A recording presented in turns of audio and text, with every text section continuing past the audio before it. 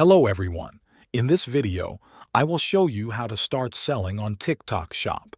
First, open your browser and go to the TikTok Seller Center website. Click Sign Up.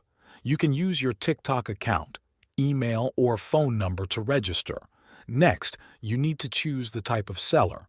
If you are an individual, you will need to upload a photo of your ID card or passport.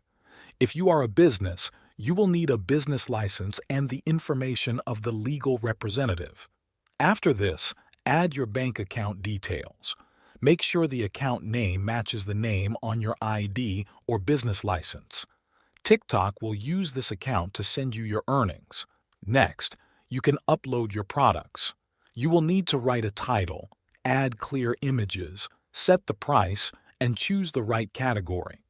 Remember to follow the product guidelines so your items get approved quickly. Once your products are live, you can connect them to your TikTok videos and live streams. This way, people can watch your content and buy directly. The better your content, the more sales you can make. That is how you set up and start selling on TikTok Shop. Thanks for watching.